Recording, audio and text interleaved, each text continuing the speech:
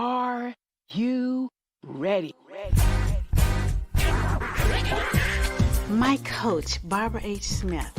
Why did I hire her? Because she's the best. Barbara H. Smith is a powerhouse. She just walks in the room and grabs your attention, and she does that in a way that just makes you feel loved and like she's paying attention to you. She cares about you, and she wants to see you be your best self. She was able to dig inside and find the passion that was deep within me. Barbara's energy is one of the reasons that I had to have her as my coach. I love the way she is real with people. The reason I felt like I needed a coach was because I have some big goals and I needed to build my confidence. I knew that Barbara could help me do that. I felt that I could trust her. I would definitely recommend to get coaching from Barbara H. Smith if you feel like you need to level up your confidence. She would just help you feel like bold, like you can take on the world. She has really shown me who I am.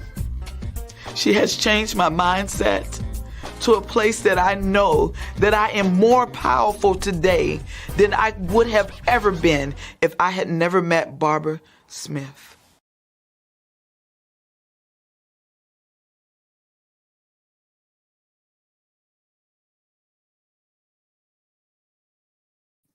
Here we go. Yes. Welcome to the Barbara H. Smith Show. I am your hostess with the mostest, and I am over the top excited today. I know y'all say I'm excited all the time. Today, this show is going to blow your mind. So, first let me tell you a little bit about why we do the Barbara H. Smith Show. This show showcases some famous and some not so famous people. People who might not otherwise get a chance to be on a network that is broadcast over 200 countries. And so people come on the show and bring a plethora of fabulous information and news that you can use. So today, not like any other day, today I have the honor and the privilege to bring to the platform Bruce George.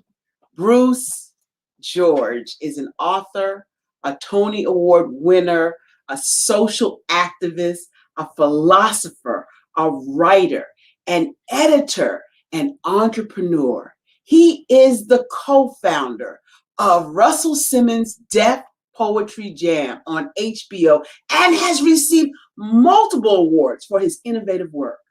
Bruce has spoken at many colleges and universities and to grassroots organizations and corporations. He has written and gotten testimonials from the likes of Essence Magazine, Emerge Magazine, Class Magazine, Harlem River Press.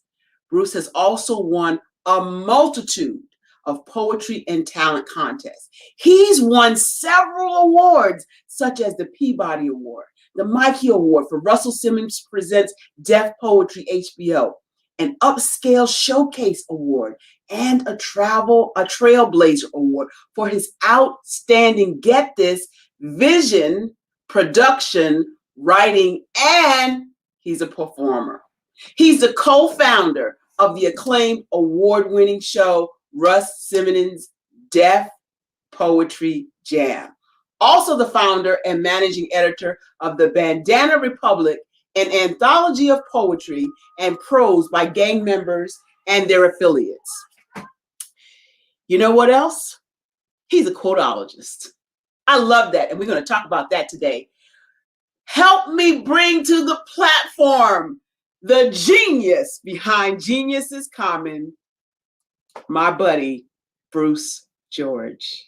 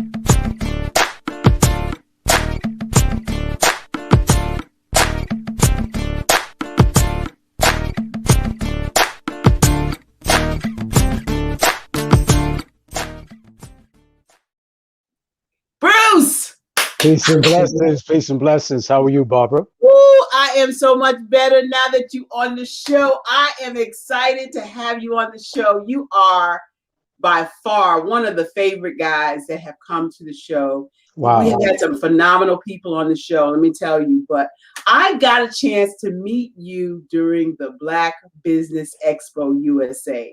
And we hit it off right away, right? Absolutely. Absolutely. So I had to bring you back. I had to bring you back. This was I'm like humbled. so awesome. So I want to start out. I want to start out with the movement. I want to start out with Genius is Common. Tell us what that means. Okay. First and foremost, I would like to thank the good Lord for blessing me to be here before you. I want to thank you, Barbara, for having me on the Barbara H. Smith Show. And shout out to Dr. Eric Kelly, who just was he just embraced the Genius is Common movement like nobody's business with the Black Business Expo USA. So I want to shout out to him and everybody that attended the show, everybody that said Genius is Common. The Genius is Common movement really appreciates you and appreciates the love and respect that you've shown us. So Barbara, I want to thank you again for us connecting, you being a fantastic host as you are, speaker, writer. I mean, you know, I'm equally as humble to be connected with you again. Praise God for that. So a little bit about myself, love of God, child of God. My work is my ministry. I'm a social activist. I was born in Harlem, raised in the Bronx. I lived in Brooklyn for over 15 years. I'm a New Yorker to the umpteenth percentile, and my work is my ministry. Right brain, right brain and left brain, but I'm classic right brain. Psychology, philosophy, classic literature, non-linguistic programming, metaphysics, body language, the law of attraction. I specialize in power.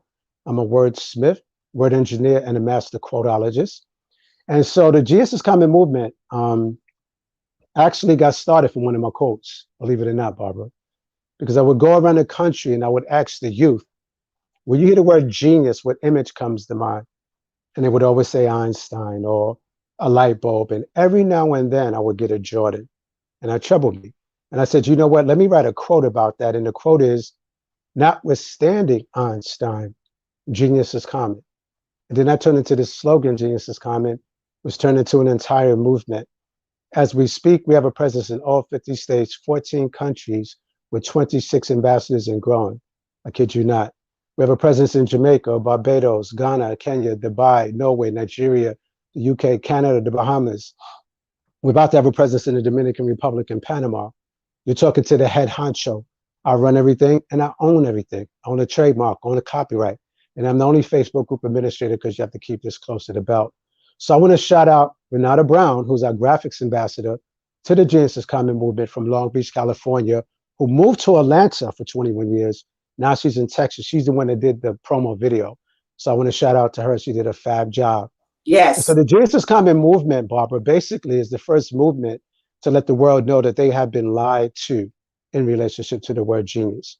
So when they say you're only a genius if you have 130, 140 IQ and Mensa, that's pure nonsense. That was an arbitrary number made up of Stanford University to make you 1% of the population, which is rooted in elitism.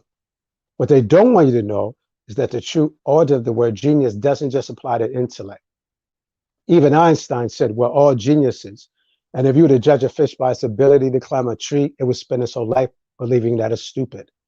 The philosopher Buckminster Fuller said that every child is born a genius, but the process of life de-geniuses them. The German philosopher Arthur Schopenhauer said that talent is a target that no one else can hit, but genius is a target that no one else can see.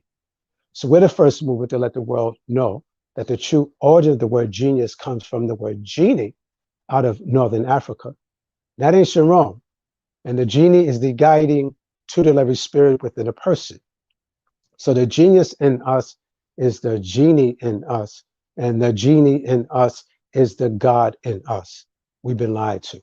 So Barbara, I don't proselytize. I just tell people we all have a genius seed, right? Some call it God, which I do. Some call it source energy, or the Esther Hicks law of attraction type folk. And shout out to Esther Hicks. But those that believe in God, I'll take them back to the etymology and I'll say, let's look at the word genie and Genesis. Genesis is the beginning. God is the Alpha and the what? Omega. Let's look at the word genie and your genes. Your jeans is your whole makeup, right? So the cat is out the bag and the jig is up, as we used to say. So we're the first movement to take the elitism out of the word genius. Thus, we are an anti-elitist movement. I love, love, love that.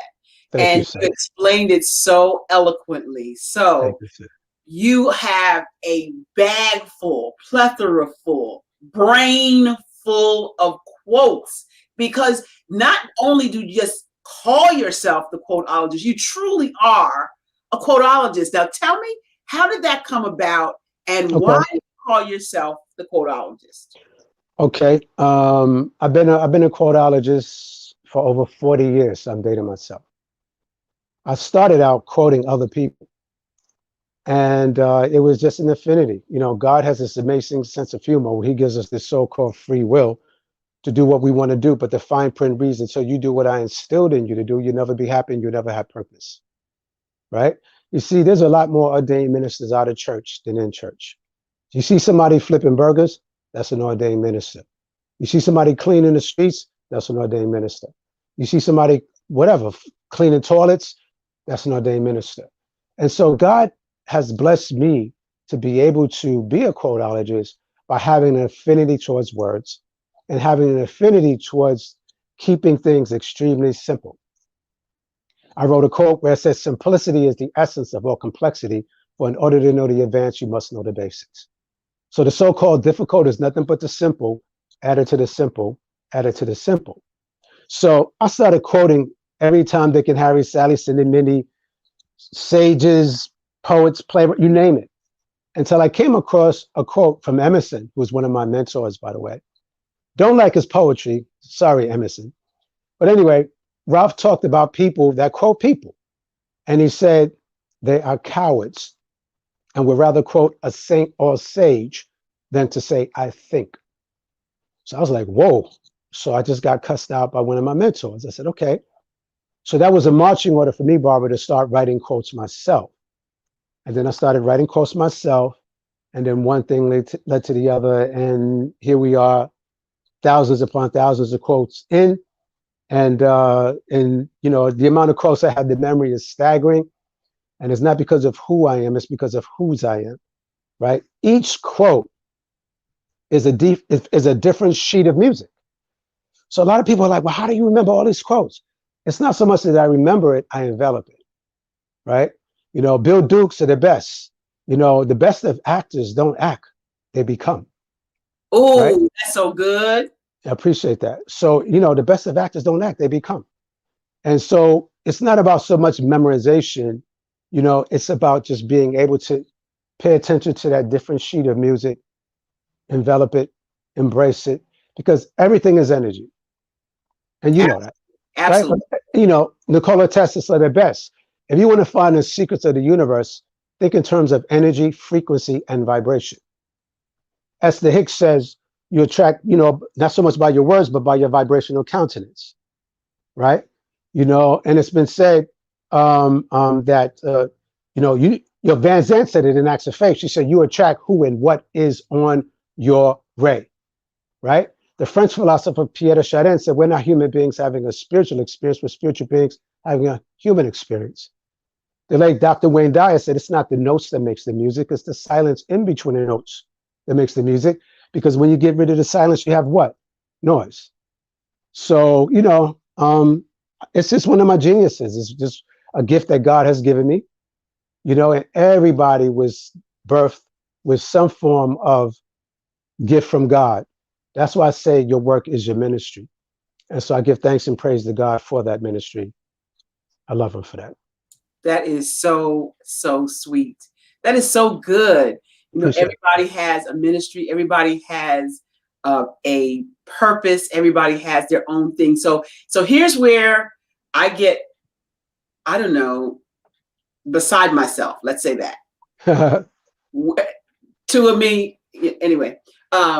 So why then, if each of us comes here with a gift, if each of us has our own genius, then why do you think people get jealous of other people's gifts?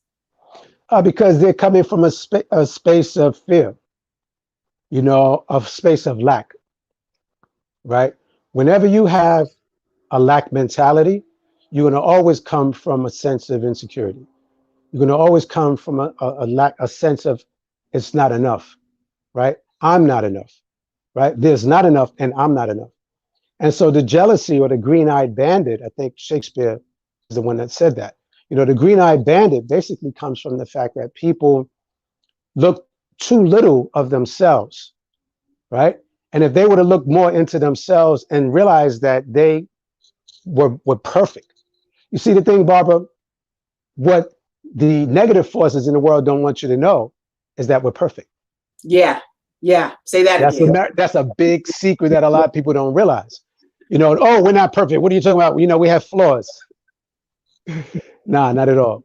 Miles Davis said it best. He said, don't worry about making mistakes. There are none. Right? And so we were perfect, meaning we were created perfectly. God doesn't make mistakes. That's right. You know, Luke 17:21 say neither low here nor low there, for behold, the kingdom of God is within you. Ooh. Right? Yes. You know, and in the Genesis, he says, you know, we created them in our own image, right? I think it's in Psalms, he said, ye are gods with a little g. And if there's gods, there's goddesses, right? So the jealousy piece comes from individuals that have a low sense of self-worth.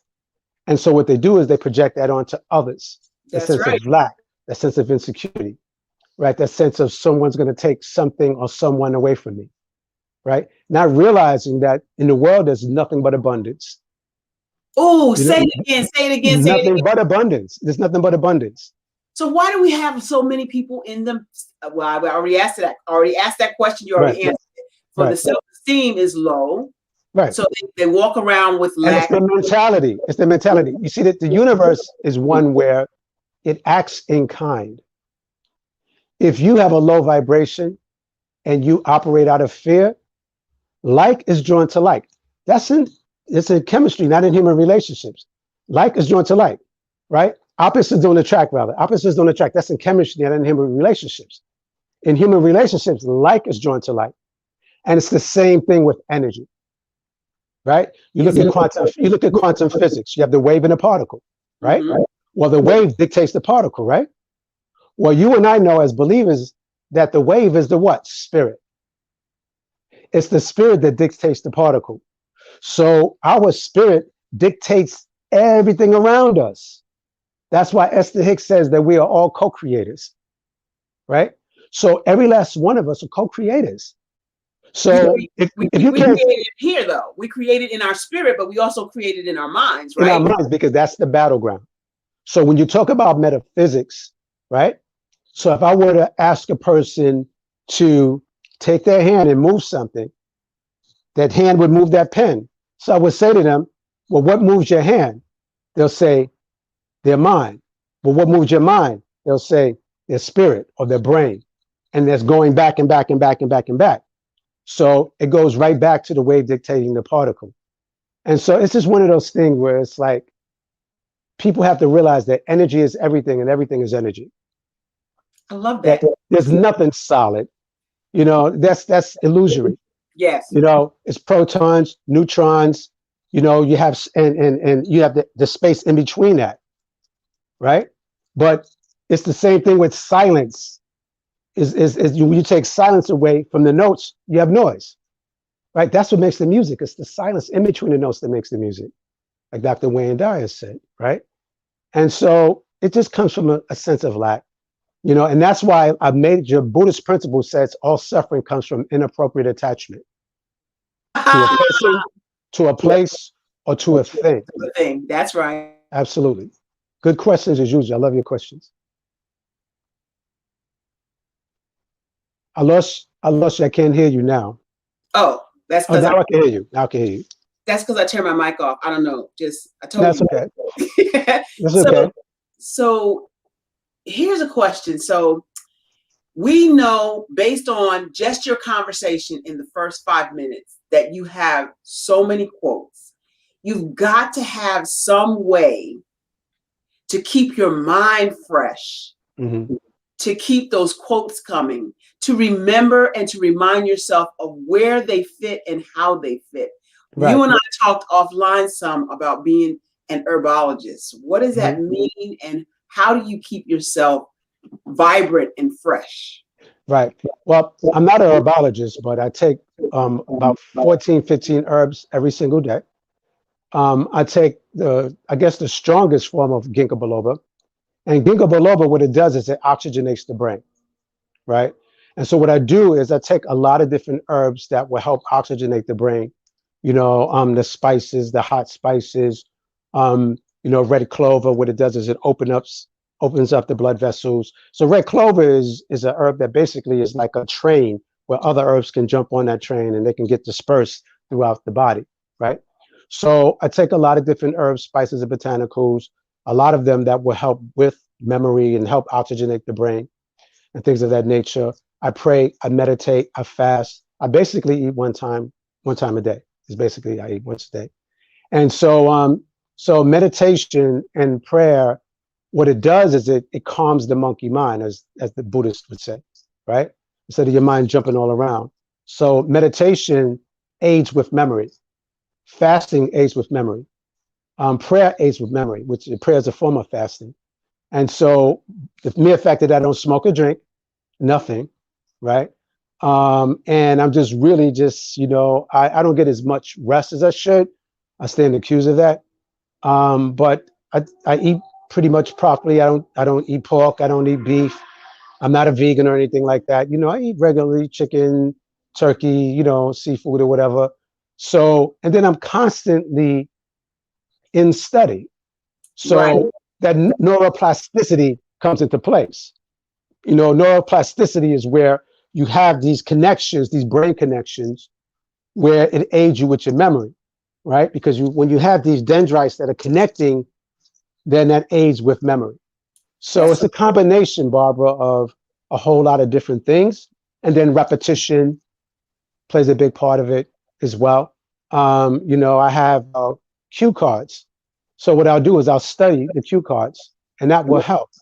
But you see, the thing is, again, I envelop it, Barbara. So what happens is, like, let's say I'm talking to you right now, right, about relationships. And then all of a sudden I'll get pinged. My spirit will get pinged and a Bob Marley quote will come out. The truth is, everyone's going to hurt you. It's about finding the one worth suffering for. Wow. Right? Or we're talking about love. How people, they sabotage love. I just got pinged by James Baldwin. Love is so desperately sought, but so cunningly avoided. Love makes us take off the mask we know we can't live without and know we can't live within.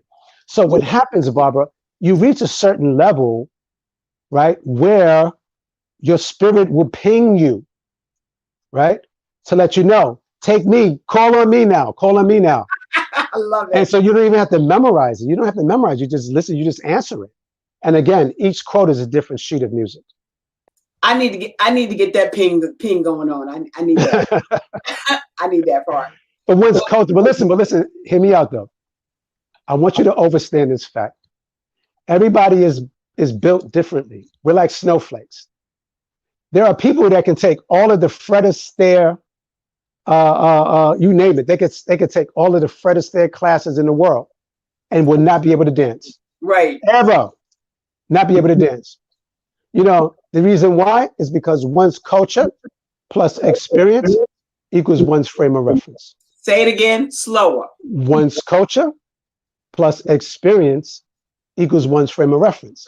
I love And Charlie Parker said it best, if you haven't lived it, it won't come out your horn. So it's just one of those things that this is a part of how God has blessed me to be within my makeup. And then due to the fact that I'm a Virgo. And I'm one of those pure Virgos.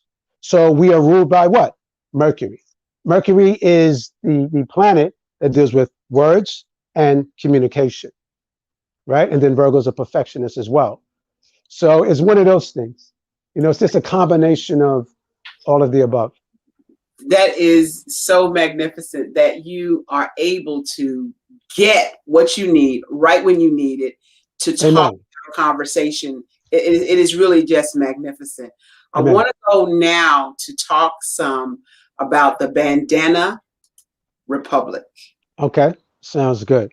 Well, the Bandana Republic is a literary anthology by gang members and their affiliates.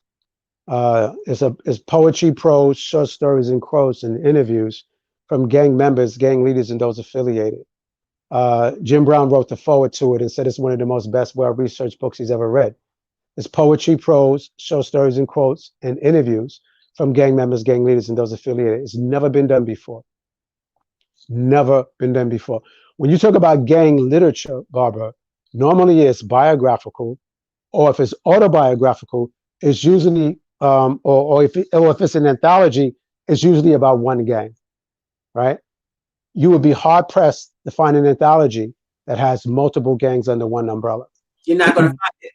You won't find it besides the Bandana Republic. I doubt it. One reason being is because in order to do something like that, you have to get permission, from people that come out of gang culture at a high level, some even at the triple OG level, to be able to get that sanction. If not, lights out. Some people don't even know what that means. Let me pause you real quick right there. Some people don't even know what a triple OG is. Right. So let's break that down for a second. Okay, well, we had a triple OG in the Lighthouse. Agent 45 was a triple OG. Every president that has embraced America is a triple OG, basically. No, but a triple OG, or OG is an original gangster, right? And basically, they come out of street culture or was from the streets, and they work their way up in terms of being able to make a name for themselves or make a reputation for themselves. And then you have people that have been in that culture over a certain period of time that actually was able to put in a lot of what is called putting in a lot of work. And they start to develop a relation, respect from people in neighborhoods, and then from there, state to state, and then around the globe. And then after a while of those amount of years that they've been in that lifestyle, then they start to go from one OG to double OG to triple OG. Usually triple OGs, there aren't many of them left, actually. Those are the ones that really have founded gangs like the Crips, or founded the Bloods, or founded the Latin Kings, or whatever. So a lot of them really, there's very few of them here. So usually it's just OGs, right, or a double OG or a single OG. That's what that means, basically. And so the Bandana Republic is an anthology where people that come out of street tribes or street organizations, because that's what they really are, the street tribes or street organizations, and they turn into gangs when you don't have that proper leadership, right? So let's talk about gangs. The bottom line is, people of color, we as people of so-called color, weren't given the luxury of morphing from gangs into the police department. Hello. Or from gangs into the fire department. Hello. Or from gangs into politics. Right? Tammany Hall. Gangster. Right? You know what I'm saying? So the gangs of New York, they were all gangsters, but they were given that so-called skin privilege that afforded them the opportunity to go from those gangs of New York into the fire department, into the police department, into politics. That's right. Right? So that's the deal right there, And so what happens is you get these people that are very self-righteous, that they'll look down upon somebody in the street with a rag, right? But yet Big Pharma, they look up to them though, and won't say anything about Big Pharma, who are passing these drugs, these draconian drugs that causes all of these side effects, right? And the Food and Drug Administration lets it go right on by. Okay, lets it go right on by. And we know what time it is with that. Yep. Okay. So and they're supposed to like stop these drugs that comes through the gate that causes all these side effects. Somebody's sleeping on the job when the side effects is worse than what you're ailing from. How about that? How about that? So that's a sign right there that somebody's not doing their job, or doing their job the wrong way. Right? And God don't like ugly. Plain and simple. God don't like ugly. So we got all kinds of shout outs. We got shout outs from India. Thank you, India. God bless. Yes, got kingdom greetings from all over the place. Peace and Eliza blessings. is saying, Salute. ping us more, Lord, please. You Yes, got all yes. kinds of people out here just cheering you on and welcome you to the platform. We are broadcasting to over 200 countries. We've got one country already pinging in from India, and we've got more coming up. So right where you are, stay right there. Don't you move. We've got a commercial break coming up, and we'll be right back talking to my buddy, Bruce George.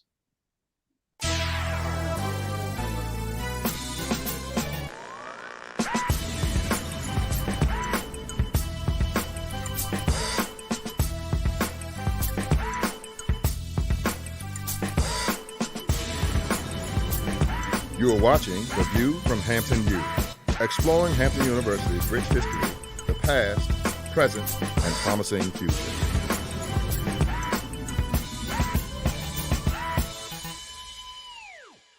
Welcome to Hampton University and The View from Hampton U. Today we're going to examine a movement that is said to be taking the nation by storm. The Genius is Common movement has emboldened young people throughout the nation, and that has also happened here at Hampton University. Let's take a look at what some of our students have to say about being a genius. Hi, my name is Gavin Harden, and my genius is to be able to give off positive vibes and spread a smile. Genius is common. My name is Brianna Lomax, and my genius is artistic expression through writing and showing compassion to everyone I meet. Genius is common. My name is Atia Strange, and my genius is the power of expression. Art is universal. I sing, I draw, I film, I photograph. Genius is common. My name is Maya Harris, and my genius consists of all the gifts that God has given to me. I am a giver, I am passionate about bringing ideas to life, and I have mastered the concept of finding the good in everything. Genius is common. My name is Diamond Sidney. My genius is acknowledging the beauty in my own mistakes while challenging others to do the same in order to cultivate and grow. Genius is common. My name is Almajid Edwards. A lot of people think genius is about being talented or being smart. It's not true. Genius is about influence. Whether it's an equation, whether you're reading or writing, research, harmonies, what have you, genius is about the opportunity, the moment of impact where you can influence another person and uplift them. My genius is poetry. Genius is common. Hampton University has a long-standing history of supporting geniuses and the movements that they create. For example, General Chapman Armstrong established this great institution in 1868. And did you know that Booker T. Washington was also an alum of Hampton University? I could go on and on about the geniuses who've come through these doors and have exited to go out into the world to make a great difference. That's what's important to us. That's what's important about the Genius is Common movement. What is your genius? You should take the time to think about that today. So thank you for watching The View from Hampton U. And remember, genius is truly common.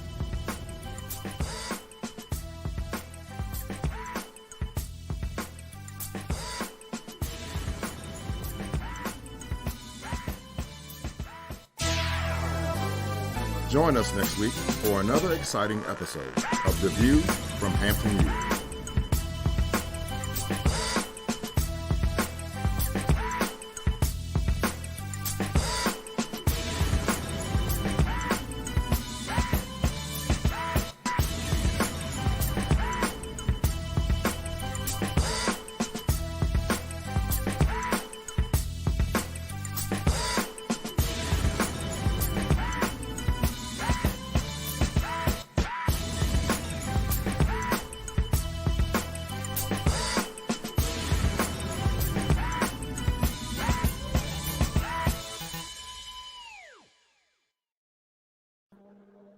That's what's up. That's what's up. You know, Thank you. Right in my backyard with Hampton University. That's where that's where I'm located. It's like, wow, how did you get that done? No, I appreciate that. You know, just the students did that thing God is, and big up to everybody that did their thing with that video, and I want to shout out all of the 26 ambassadors within the Genius is Common movement. Eliza Dukes, who is our breathologist, stress management ambassador to the Genius is Common movement out of Philadelphia. She is the CEO of the Breathing Experience. And she's just amazing. Dr. Vanda Wilson Womack out of North Carolina. She's awesome. She's our spiritual guidance coach ambassador to the Genius is Common movement. Beverly Black out of Merced, California. It's her birthday today. Happy birthday to her. She is our publisher ambassador to the Genius is Common movement. And Bob, I was blessed to mint every last one of our ambassadors. And in order to be an ambassador, you have to be at the top of your game, the creme of the creme at the top of your game, in order to be chosen to be one.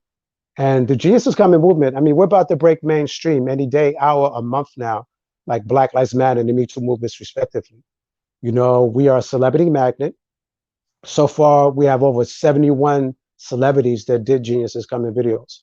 Actor Malik Yoba, Nikki Giovanni, The Last Poets, the late Tommy Ford from The Martin Lawrence Show, Bernadette Stannis, aka Thelma from Good Times, actor Dorian Wilson, comedian Rodney Perry, the legendary actor and film producer Bill Duke, the legendary actor Antonio Fargas, Huggy Bear from Starsky and Hutch, and I'm Gonna Get You Sucker. I mean, and the list goes on and on to the break of dawn. I don't want to leave too many people out, but I want to thank everybody that is a part of the Genius is Common movement, from our partners to our ambassadors to everybody that played any part within the movement. I salute you and thank you very much for that. And Malik Yoba, a good friend of mine, he was our first celebrity. So I want to thank him and prayers up to him and all of his endeavors. I want to shout out our Palestinian brothers from around the world. Free Gaza, plain and simple. I want to really send love to our Palestinian brothers and sisters that are out there struggling. And I also want to send a shout out to all of our people that are struggling through police brutality, I don't care what it is, right? I want to send a shout out to all of us that we need to continue to unify. Ozzie Davis said it best. He said, being an African American, however, implies that something at the core of your existence is in crisis mode or will be at some point in life. He's also said all struggles between the power to resist and the power to oppress, right? You have to be able to have a heart, a spine, to stand up for what you believe in. You can't walk around here without a spine. Oh, if I say this, this is going to happen. Or if I say that, that is going to happen. And that's why Garvey said, men in earnest don't concern themselves with consequences. If our ancestors were concerned about consequences, we wouldn't be where we are today. None of us would be here. None of us would be here. Dante in his piece, the Inferno, he said the hottest places in hell are reserved for those who are in a position of moral crisis who maintain their neutrality. You can't stay neutral. Either you're going to act or you're not going to act. And Dr. King said it best, what affects one directly affects another indirectly. We are all united, right? The jailer is doing time right along with the jail. Right? I wrote a quote where I said, no matter how low you keep your wickedness, karma knows how to limbo. you feel me? In this world, you get away with nothing. I love that. I don't give a damn if you ain't, no matter how low you keep your wickedness, karma knows how to limbo. I don't give a damn if you're in government.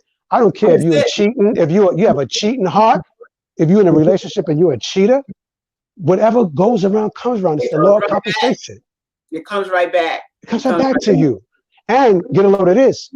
You pay twice. It's going to be rough. You pay in terms of natural law and you pay in terms of a spiritual law. Yeah. Right? Dr. Miles Monroe said it best, God bless him and his family, who died in a plane crash some years ago. He was a pastor. He said it best, you don't break the law breaks you. Yeah. Straight up. That's true. That's true. Absolutely.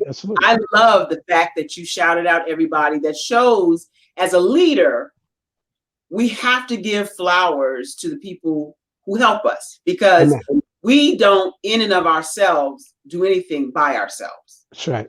Right. And so the fact that you are humble enough to give credit and give kudos to the staff and help the ambassadors, all of the people behind the scenes. I absolutely adore that. And that's what we have to do. As leaders, we have to do that. So talk to me some about this new venture with Kimberly Stewart and the Genius is Common movement and the Ebony 360 virtual mall.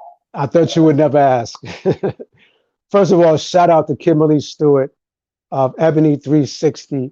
Her genius is artificial intelligence, among other things.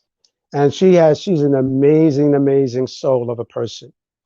She's a part of my Genius is Coming movement, and she partnered with the Genius is Coming movement, which is a virtual Black business mall, which is going to debut in about 2 months, where brick and mortar businesses from around the world will be able to have their business showcased in this virtual mall. That's wow. And, yeah, I mean, her coders are second to none. Her artificial intelligence is second to none. And stores and, service-oriented people, brick and mortar, will have an opportunity to have virtual real estate in this mall where they can sell their products, sell their service, you name it. And it's never going to be done the way we're doing it. We've been offered $10 million by a corporation, can't mention their name, and we laughed at them because the bottom line is they're so quick to think people are quick to sell out. Right? No, we're not going to sell out. We get the hell out before we sell out, as Public Enemy said. And so no, we're not doing that. This is about legacy building, right? Yeah, Barbara, it's about legacy building. And so, we all have children and grandchildren that we need to leave legacies for. So this is what we're about. We're about leaving a legacy and creating platforms for us to have a voice. The bottom line is the last should be first and the first should be last. We're in the age of the Aquarius. We're in the age of the Aquarius. So as a result of that, a lot of people in power are getting very nervous. Yeah, because power is everybody. I know you can feel it. Absolutely, you can feel it. Wealth going on in this country. There's a shift in the spirit realm that's going on in this country. And if you're not paying attention to what's going on, I loved your statement about the pandemic. Mm-hmm. Yeah, the pandemic, exactly. So this whole pandemic situation should have done some things for us individually, right? Mm-hmm. Things like self-reflection, things like self-development. But how many people do you think are missing the boat? What do you think people are doing? Good question. A lot of people are missing the boat because they drank the Kool-Aid. We have been socially engineered to be fearful. You see, the mind is the battlefield. Yes. And the devil comes to what? Kill, steal, and destroy. That's right. Right? But we weren't given a spirit of fear, but of power, love, and a sound mind. So what's happening, Barbara, is during this whole pandemic, is that it's separating the wheat from the tare. The wheat are the believers, and the tare are the non-believers. Even in the Bible, God says fear drives a what? Snare, right? So whatever you fear, you drive it to you. Yep. Even in the law of attraction, right? Whatever you fear, you drive that to you because you attract by your vibrational countenance. That is right. Okay. You don't attract so much by your words. You attract by whatever your vibration is. So if you have a low vibration, then you attract low vibration. That's why I said earlier, opposites don't attract. That's in chemistry, not in human relationships. Right. You attract who and what is on your ray. Van Zandt said that in Acts of Faith. So if you walk around fearful, you will bring whatever it is that you fear to you. Or fear. Or fear. Right. If you walk around with faith and confidence, what happens is you attract that to you and the doors start opening up for you, right? Fear is nothing but false evidence appearing real. That's right. That's all it is. And guess what, Barbara? Out of 100 things that we fear, only 8 come to pass. Isn't that crazy? And 4 of those things that comes to pass are good for us. So we do a lot of worrying over things that usually don't even come to pass. I'll give you, for instance, a lot of us, we worry about our mothers passing away because they're getting up in age. And then she might wind up burying you. God forbid. You think what I'm saying? So Right. people have a tendency to just be fearful. You know, I don't do fear. If I did fear, I wouldn't have the Bandana Republic. If I did fear, there wouldn't be Def Poetry Jam. If I had fear, there wouldn't be the Genius is Coming movement. It would come to my mind and I would just let it go. I would be a doubting Thomas. I wouldn't believe in it, right? The graveyard is full of fearful people, or people that were at one time fearful. They didn't live their dream because of the fact that they were so busy in fear of this might not happen, or this might happen if I do this, or if I do that. That's why I always quote Marcus Garvey. Men in earnest don't concern themselves with consequences. I just do. I don't fear no one but God. That's it. I don't fear for my life. None of that. The things I say will get a lot of people killed. Yeah. There's this thing called the 4 Ds, right? In terms of how the system goes against people that talk too damn much, right? First, they'll dismiss you. Then they'll discredit you. Then they'll demonize you. Then they'll destroy you. I don't worry about that, because if God is for me, who could be against me? Ooh. You heard? I don't fear that. I don't fear death. I don't fear death. And guess what? Most people don't fear death neither. You know why, Barbara? It's not that they fear death, they fear life. And that's a fact. That is a fact. That's what it is. They're not fearing death. They're fearing life. And so here's what's troubling about that. If people would just know that like attracts like. Absolutely. And if they know that greater is he that's in us Than he that is in the world. Absolutely. than he that's in the world, Yeah. then we all would be better for just speaking what we want. We have death and life in the power of our what? And those in the tongue, and those that love it will eat the fruit thereof, right? That's right. That's Absolutely. right. And so I am just, you and I could have this conversation and so many different other conversations, but I want to talk some about your philosophical approach to life. Okay. You're a philosopher. And, Right. and how do you come about with what you think and how your perspective is with life, your philosophy? You know, the thing is, a philosophy knowledge. A philosopher is a lover of knowledge. And I've always had an affinity with knowledge. What actually got me into getting into studying and knowledge is insecurity. When I was young, absolutely. When I was young, I was very thin. I was very insecure with my head shape and size. And as a result of that, young girls would shy away from me. You know, I felt like that kid on the beach that would get the sand kicked on him by that muscle-bound guy. So what I did, Barbara, I started going into bookstores and reading how to pick up women, how to pick up girls, how to pick up girls, body language, all of those things. So that's what got me into psychology. And then from there, I went to Niagara University for psychology and graduated with a psychology degree. I minored in psychology and philosophy and all of those different things. And then I just had a voracious appetite towards studying, so I studied body language. Most cats eat rats. If a person looks up to the left, that's memory. If they look up to the right, that's being creative. If they look down to the left, that's emotion, and if they look down to the right-hand side, that's recalling, all of those different things. So I fell in love with psychology. So one thing from an insecurity, it turned into a love of learning, which turned into where I am now in terms of studying every single day. I'm a Google head and I'm a YouTube head. My appetite for studying is voracious. That's like Dr. Kelly. That's why you two get along so well. Yeah, I love it. I love that, brother. And shout out again to Dr. Kelly. For instance, I'll give you a for instance. Like, let's say if something like narcissism, right? I've had a relationship or 2 relationships that they were narcissists. They probably say I was narcissist. I rebuke that in the name of Jesus. So anyway, let's say, you know, they were narcissistic. I felt they were narcissistic. I would watch over 500 to 600 videos on narcissism. Yeah, that's how I am. YouTube videos. I will study it inside and out, outside and in. I mean, until I get it down pat. Barbara, when I read a book, it's as if I read that book 30 times. Why do you say that? Did you read it 30 times or?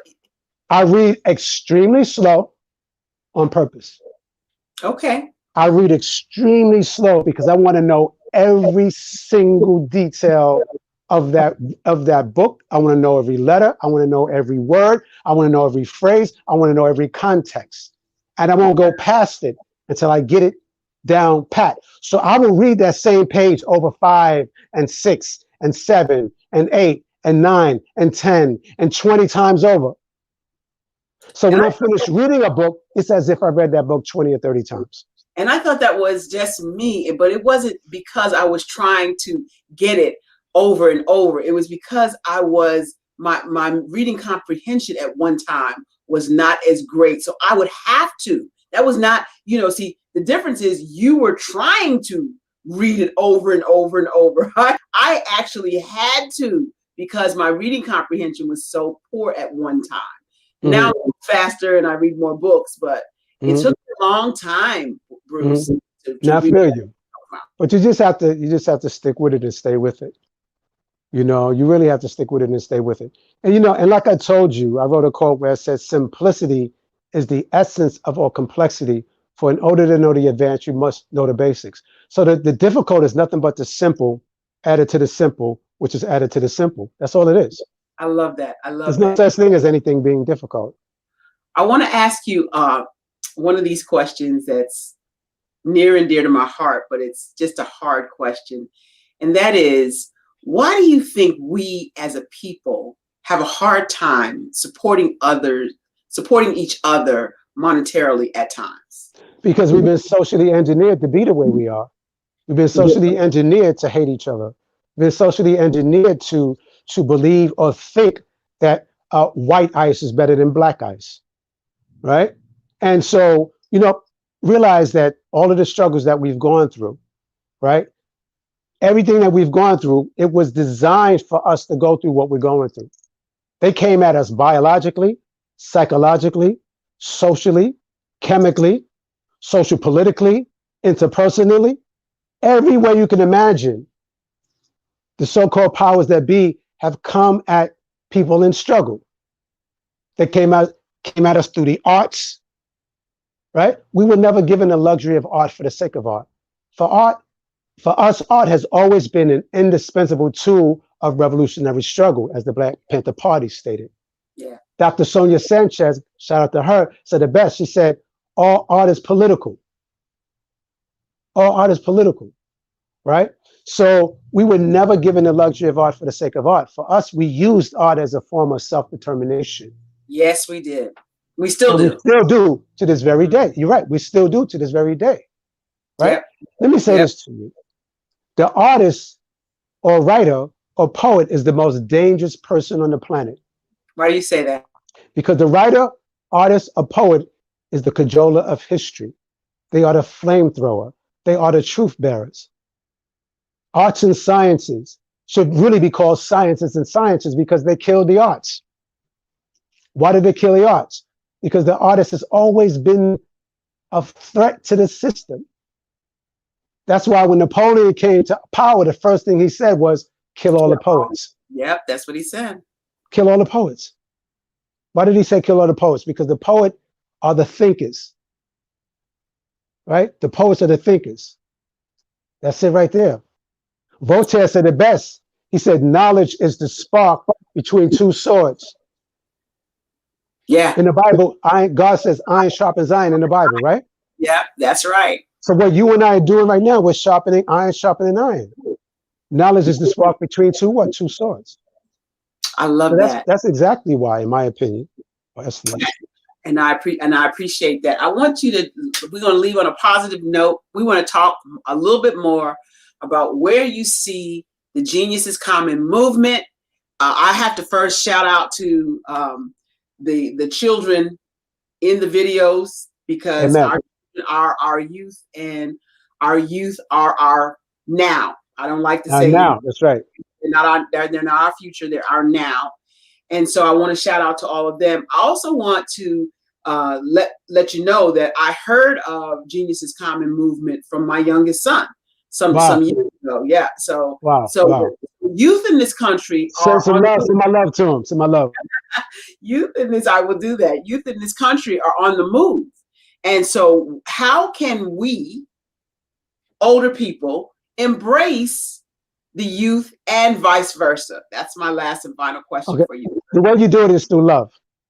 You know, as God says in the Bible, love covers a multitude of sins, right? Love cuts through hate like a knife, a hot knife through butter, right?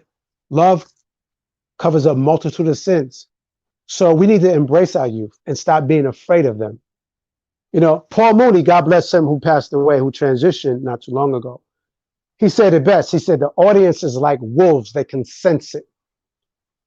So when you walk past our youth with this condescending mannerisms and this highfalutin, self-righteous attitude, right? They feel that. They can sense it. Yep. So they're going to respond to you in kind. So it becomes this self-fulfilling prophecy. If I think you don't like me, I'm not going to like you. Yeah. And if you think I don't like you, you're gonna not like me. So it's all in your attitude. It's all in your disposition. So we need to change. Come off that high horse. Get off of that highfalutin high horse and come back down to earth. We were young in our youth. Yeah, we were young once. We forget. Thank you. We forget. And not only that, all of Jesus's 12 disciples were dirty. Come on now. Moses was a murderer. Lot was a drunkard. Right? You know what I mean? Noah was a drunkard. Lot was incestuous. Every last one of them were dirty. Right. That's why God says in the Bible, all have fallen short of the glory of God. He said, there's not one of you that is righteous. Not one. He said, your righteousness is as filthy rags. That's right. That's what he said. Can't work your way into his kingdom lest we boast. Yep. I love Absolutely. it. Thank you. So with that, I'm going to play one last clip before we go. I want to thank you so much. Thank you, sis. Thank you very much. And I would implore your audience to go to geniusiscommon.com. Thank you.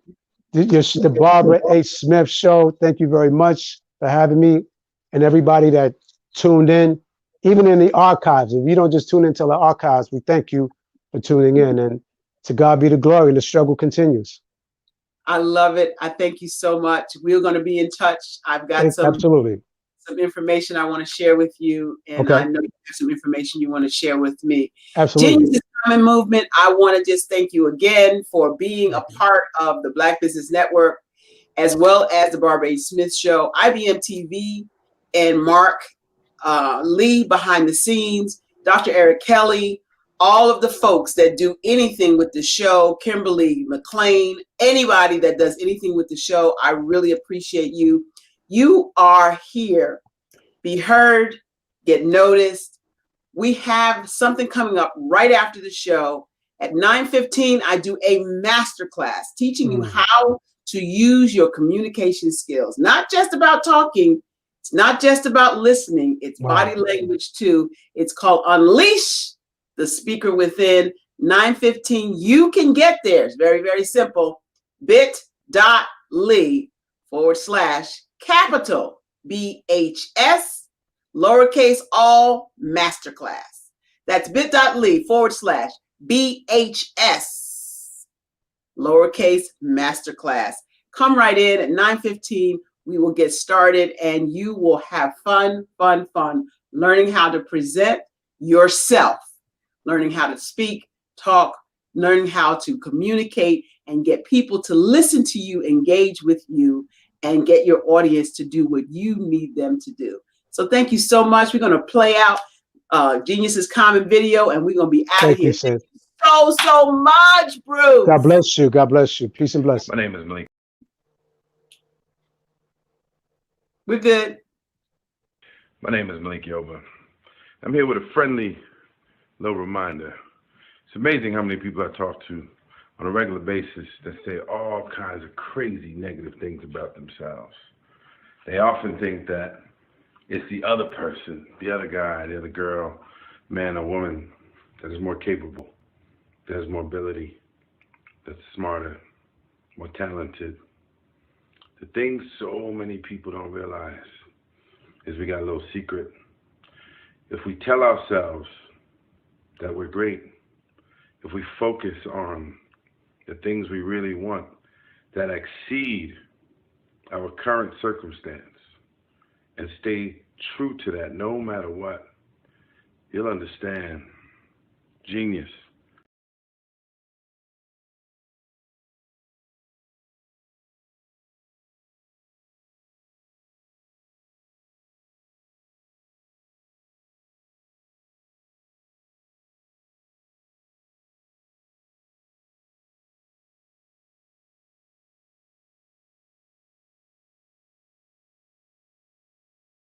Hi, I'm Morgan Brock, and my genius is my infectious smile, my ability to inspire, artistically create, and be relatable to all people. Mayor Daley congratulated teenagers from 5 Southside high schools at ESPN Zone. What did you came up with?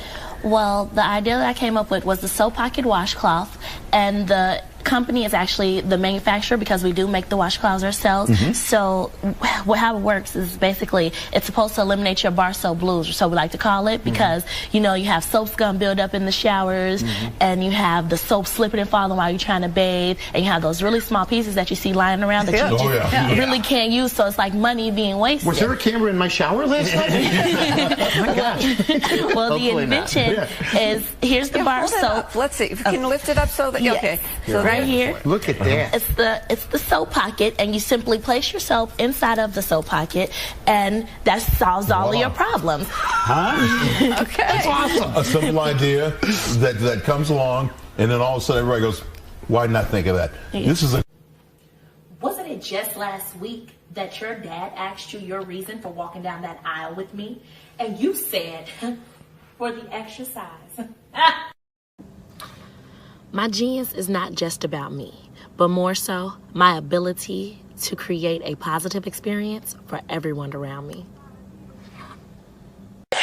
When you thought your daughter had won, you immediately did the thing that she praised you for. You lifted her up. You tried to lift up her spirits. You tried to say, "Hey, baby, it's okay." And that's really why she wanted to honor you, because you've apparently been doing that her entire life. Did you even notice that you were doing that? No, because as you said, I've been doing it her entire life. I have always uplifted Morgan. I've always did exciting things with Morgan. She's always been so driven and forthcoming. So I'm praising Morgan, talking about her, talking about how a gift of a child that Morgan is. She's awesome. Speaking of awesome, this house, oh my gosh, it is so beautiful. What was your first reaction when you walked in? It scared me. It was a success story. That was my dream come true. I told Morgan, we've always talked about having our own home. I've never had one. So to have it to come to light and like this and in this form, fully furnished, inside and out, that's a success story, and I thank Home Free for that. It's a dream come true. Well, compare this home to your Chicago home. Is there any comparison? There's none. None whatsoever. None. This is amazing. This is above the top. As I told Morgan on the show, she has changed my life tremendously. Right back to square one with no true ground and no foundation. My girl continues to weep for the birth of a new nation. The girl inside of me still cries to be much more than what society has destined her to be. And sometimes it seems that those of like minds will say enough to speak on her behalf. But let's do the math. The girl crying inside, what color is she? Those of like minds, what color are they? Those who actually hear what they got to say, what color are they? And those who actually care, what color are they? And that is it, gentlemen. End of story. The fat lady is singing out of the room. Genius is common.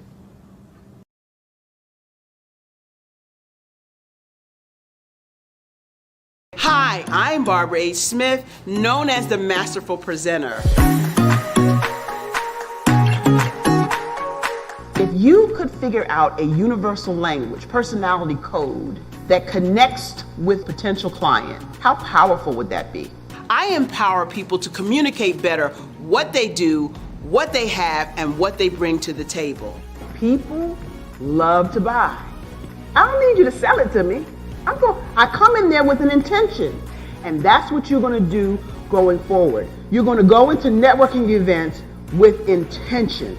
I am here benefiting from the wisdom of Barbara Smith. She gave so much information on how I can just excel in my business, and I'm taking it to a whole nother level. I'm learning a lot that I didn't really know about my business. The information that she's been presenting has been informative and helpful to me. If you have not been in the presence of Ms. Holmes Smith, you need to make sure you do so. Her workshops are authentic.